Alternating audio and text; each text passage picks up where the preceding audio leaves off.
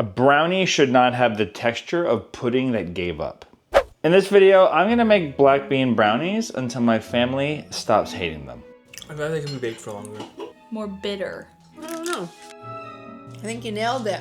Because if you've been plant-based or vegan for over a month, chances are you have tested some version of a healthy brownie that tasted like it was hummus in the witness protection program. But I think I finally cracked it. Chocolatey forward, naturally sweet, no gritty black bean vibes.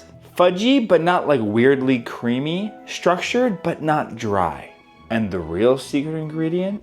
I'm not telling you first thing. You have to emotionally earn that by sticking around a little bit. If you've ever gone looking for a whole food plant-based brownie recipe, you probably noticed a lot of the same ingredients. Black beans, dates, cocoa powder, maybe sometimes there's a flax egg, maybe sometimes there's some nut butter in there. Honestly, of all the recipes I've tried, I swear 80% of the ingredients are exactly the same. But really good brownies live and die in that additional 20%. The amount of dates, the amount of cocoa, the texture, the temperature, the timing. So today I'm gonna show you how I perfected my black bean brownie recipe by getting my family to do what they are very good at, being brutally honest with me. So before I give you our checklist of everything I'm looking for in a brownie, I just want to tell you something I forget to tell people all the time. I have a free mailing list and I don't spam people. I send out an email every 2 weeks. It has a new recipe. It tells you what's coming up on the channel. It lets you know what you might have missed out on. You get a deal from one of our many sponsors. And there's a fun fact. Who doesn't like a fun fact? So if you haven't signed up for it yet, you can use the QR code that is on the screen, and I'm sure I've got it in the description down below as well. Anyway, I never mention it. Here it is. Now let's talk about what this black bean brownie has to do to be a real contender. It's got to taste like a brownie. It needs to be whole food plant-based. It needs to be gluten-free. I want them to feel naturally sweet, but not like aggressively sweet. And they can't taste beany. And they can't have a gritty texture. You know what I'm talking about if you've had a bad black bean brownie. The texture has to be right, like a little fudgy, but not creamy. A brownie should not have the texture of pudding that gave up. It needs to not use processed sugar, except for chocolate chips, because chocolate chips. If you want to make yours entirely whole food plant-based and leave out the chocolate chips, you could put in some cocoa nibs.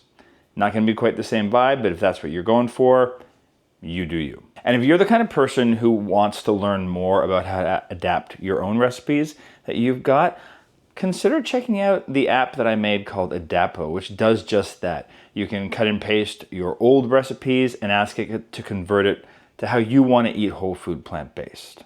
And there's a lot of other awesome things it can do. It's basically like a whole food plant-based starter course rolled up with a bunch of other things. Anyway, the QR code for that is on the screen as well. Let's start baking brownies. That's what you came here for. So version 1 starts off with all the usual suspects going into the food processor. Black beans, dates, cocoa powder, plant milk, vanilla, baking powder, a little bit of salt, and anything else I put on here that I didn't mention.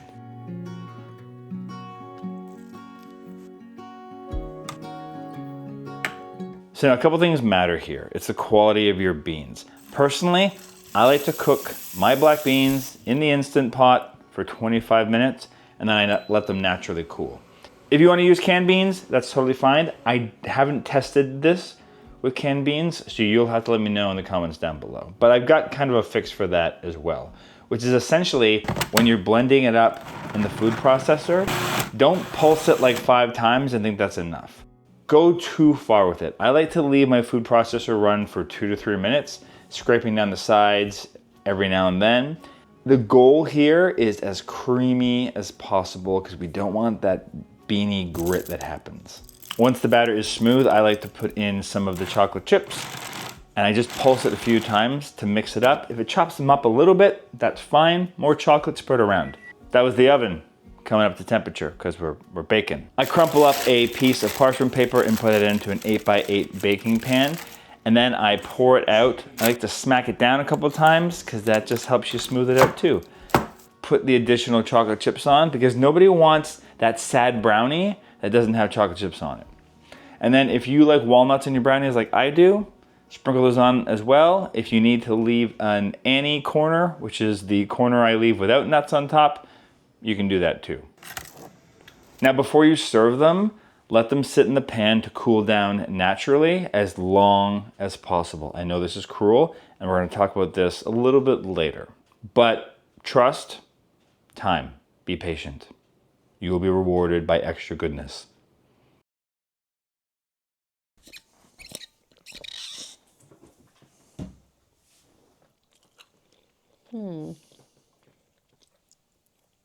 It's still really soft on the inside. Well, that's because we just cooked it. Remember? I know. I bet if you left it till tomorrow, I think that's honestly, I think that's the last ingredient is like leaving it. 12 hours.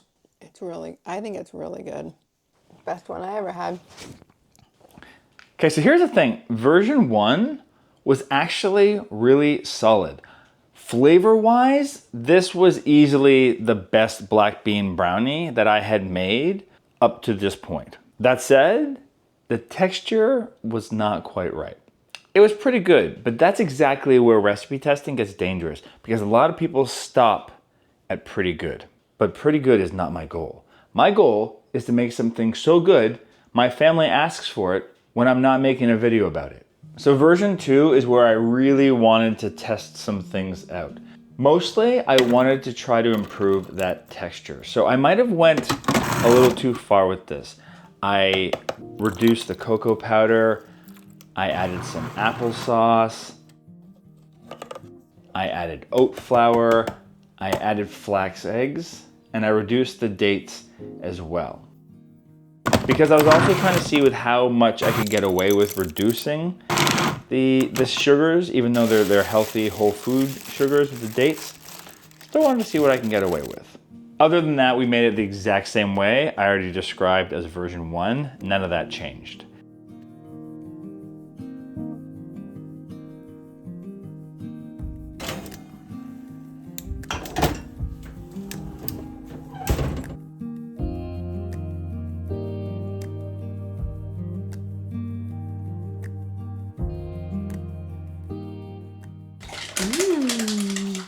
That's good. How does it compare to the other one? It's firmer. I don't know which one I like better. Maybe the other one. My turn this time, I said. This one's still smooth. It's not beany, but it's not as sweet. But the texture, it's not bad either. The texture is definitely denser. I can beat this. I can beat this brownie. It's thicker than the other ones were, but I think it's like more bitter. Yeah, it's definitely less sweet. Yeah. So texture better, taste lesser. Tastes lesser. So the oat flour totally did its job. The texture was a remarkable improvement. It definitely held together more like a brownie, so on paper, that was a win. However, I definitely think the flavor took a step back in this version. We lost some of that chocolatey intenseness, we lost some of the natural sweetness, and that is not okay.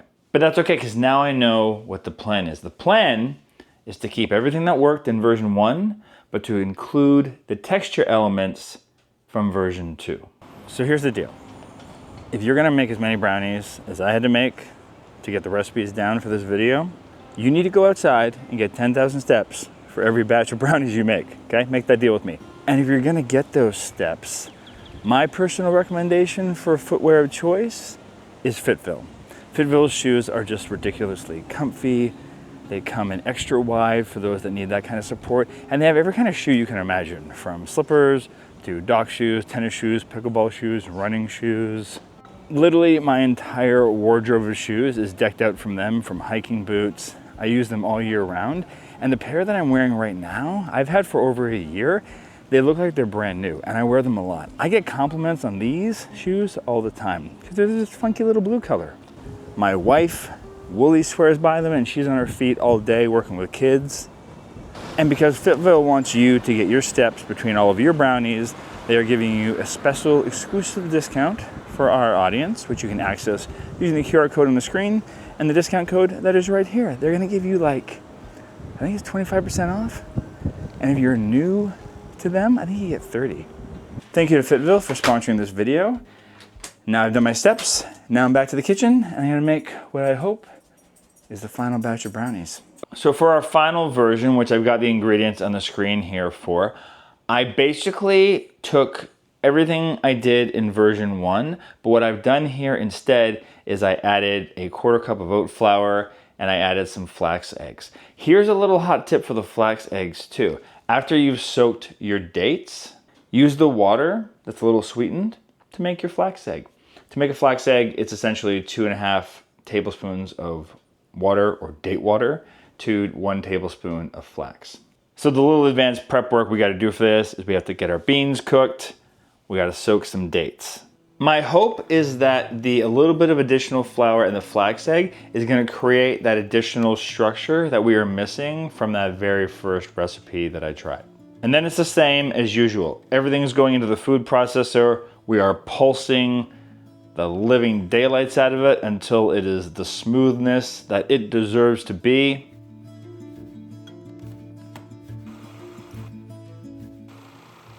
Then we're gonna fold in the chocolate chips, pulse it again. If you want to put some walnuts in at this point too, to have them in the middle of the brownie, you do you. I just like to keep mine on top, but that's my thing. Crumple up our parchment, line the baking tray with that, put that mixture in, smack it down, chocolate chips on top, walnuts on top, everywhere except for Annie's corner. And then we're gonna bake that at 350 degrees Fahrenheit for 35 to 45 minutes. Honestly, longer.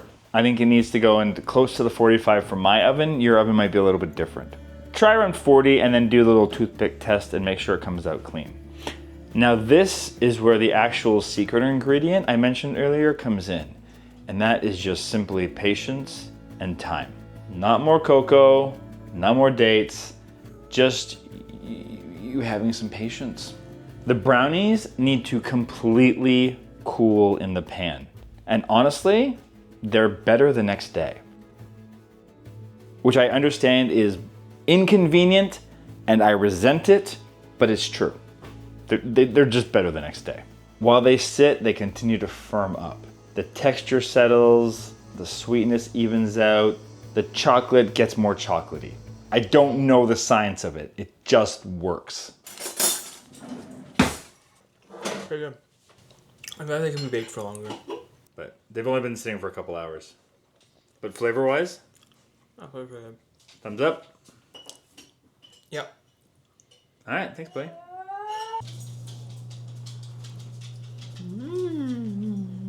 I think you nailed it. Yeah? Yeah, it's like fudgy, but like the first versions were almost like felt underbaked. This doesn't feel underbaked. It feels more fudgy.